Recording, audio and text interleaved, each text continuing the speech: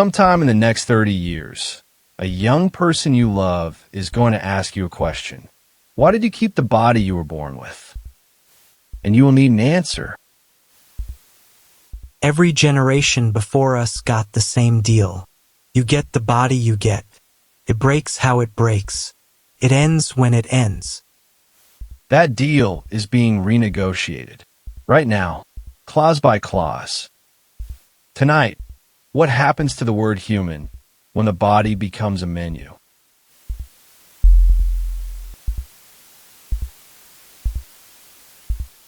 Start with your own face. If you wear glasses, you are editing your eyes. A filling edits a tooth. A vaccine is a software update for the immune system's memory. You have never once met an unedited adult. That's a cheap trick, though. Glasses come off at night. Nobody thinks aspirin makes you a new species. Fair. So let's walk to where the cheap trick stops working.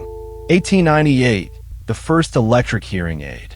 1958, a machine goes inside the chest and stays.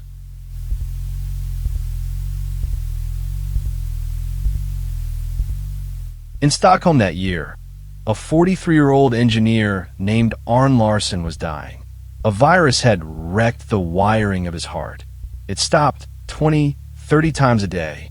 His wife refused to let that be the end of the story. She hounded two men, an engineer and a surgeon, into doing something that had never been done, putting a machine inside a human being to run his heartbeat. The first device failed after 3 hours. They tried again. And Arne Larsson lived 43 more years. Through 26 devices, he outlived the engineer who built the first one. He outlived the surgeon who implanted it. He died at 86 of something else entirely. 26 machines. One heart. At what point does the heartbeat stop being his? Hold that question. It's the whole episode. Everything so far is repair. Broken thing, mended thing. Nobody's grandmother objects to repair. Right?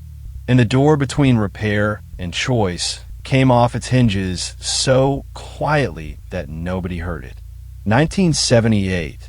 The first child conceived outside a human body. The newspapers called it a miracle baby. Within one generation, it was a Tuesday.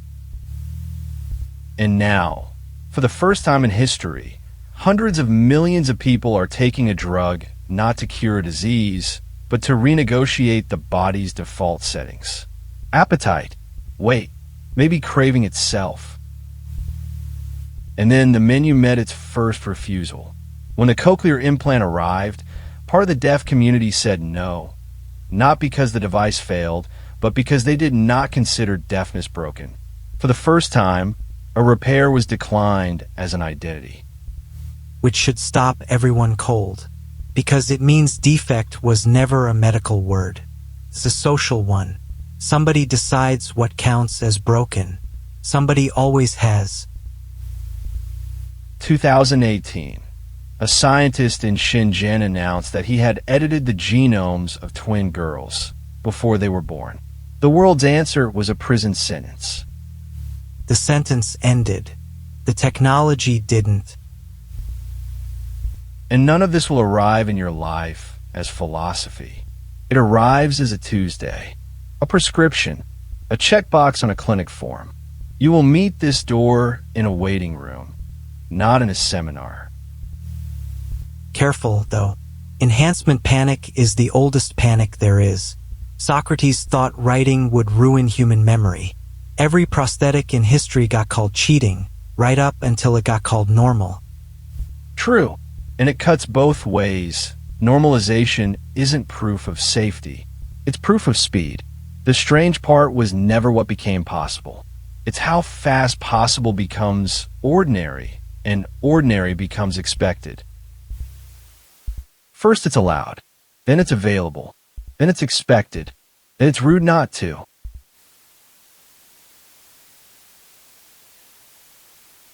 In your parents' house, there is probably a door frame with pencil marks on it. little dated lines climbing year by year.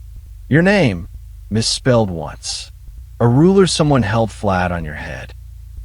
The marks stop where they stop. That was the body's signature, the one thing about you that nobody chose. Not your parents. Not you. Nobody. Now watch the marks keep going. Past the lintel, off the frame. A generation is coming whose height, whose memory, whose mood has a settings page. We may be the last children who were entirely accidents.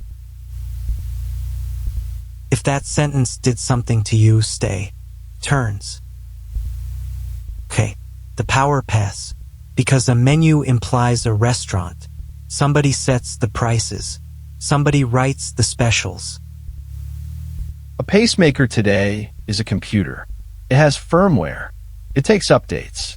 It has terms of service. Arne's heartbeat belong to Arne.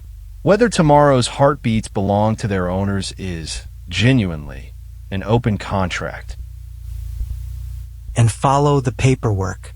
When repair becomes upgrade, pre-existing condition starts to sound like unpatched. The pressure won't arrive as force. It'll arrive as a premium, a form, a gentle default. And watch what happened the first time a repair got too good. A sprinter with carbon fiber legs fought his way toward the able-bodied Olympics, and the objection wasn't that the legs failed. It was that they might be better. The moment mending crosses into advantage, every category we have starts to slide. Every previous inequality was about what you have. This one reaches for what you are. The rich have always had better lives. This is the first century where they could have better bodies to live them in and hand the difference down. And the cruelest pressure won't land on the enhanced or the refusers.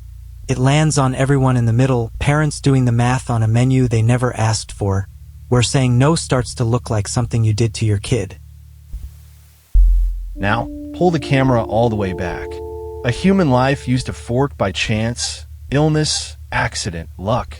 Watch what happens when the forks become choices, and the choices become inheritable. The species itself starts to look like a decision tree. For 3 billion years, no branch was ever chosen on purpose. We're the first. So turn it, because the future is scary, is not an ending. It's barely a beginning. Here's the turn. We keep saying the word natural like it's a place we could stay. It never was. Natural was just the name for the hand we were dealt, before we could see the cards. Nobody chose their genes, so nobody could be blamed for them. That was the mercy hiding inside the word natural. It wasn't a boundary. It was an alibi, and the alibi is expiring.